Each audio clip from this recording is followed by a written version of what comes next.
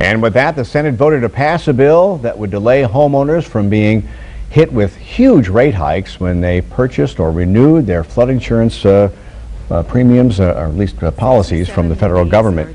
The bill's overwhelming passage in the Senate follows the hard work of Louisiana's congressional delegation and some of their colleagues in getting this bill through. And this morning, Senator David Vitter joins us. There was good bipartisan support on this in the Senate. Absolutely. 67 votes, very bipartisan. And bipartisan support in the House for a one-year extension on this, or delay on this. Yes, we've already passed a limited one-year delay, but we really need to go further to fix the whole thing, and this Senate bill is an important start. And the thing I wanted to ask you, I understand why people say, hey, look, a year should be enough to go ahead and take care of this. Why does Congress need 4 years to do this? Well, Congress doesn't need 4 years. FEMA may need up to that. 4 years is too long. I agree completely with that. But in order to get the fix right, we're dependent on FEMA doing certain things. First of all, getting their mapping right. And secondly, doing an affordability study and giving us specific results. That affordability study was actually mandated in Biggert Waters, and they haven't even started it yet. So it's already been a year plus a year and a half, and they haven't started it yet. What do you expect to happen in the House, where there are fiscal conservatives who do not want to give this extended delay? Right. Well, I'm very hopeful the House is going to act. They'll probably act in a somewhat more focused or constrained way in the Senate, and then the two bills would go to a conference committee to work out the differences. But indications are that the House will act in some sort of substantial way, certainly beyond what they've already done. And I think the thing that surprises so many people, even people who are fiscally conservative, that because this affects so many states across America, there'd be much broader support for this measure. Well, ultimately, that's what carried the day in the Senate.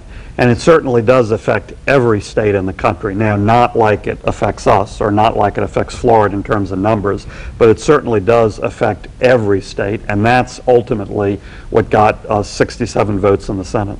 So right now, for homeowners and their premiums, right now, what can they expect? Well, we need to pass some version of this bill, and then there will be a complete timeout to protect folks from those catastrophic increases. But for now, they are protected. Well, for now, most of them are protected by this 1 year timeout. That's in one category of the program, not all, but most are protected by the 1 year timeout. And you're in that conservative wing of the party. What do you say to your comrades over on the House side who are kind of just being very conservative on this and saying no?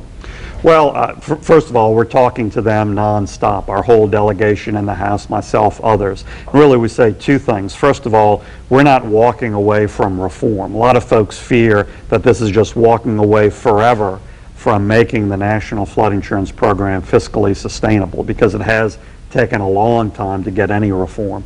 We're not walking away from that. And two, the status quo will not get them to where they want to get, because the status quo is going to mean a lot of folks exiting the system, not paying premiums, the system shrinking and not growing, and that's not going to get us to fiscal sustainability. And very briefly, do you expect any movement on immigration reform? Governor Jindal is calling for some immigration reform. What do you think?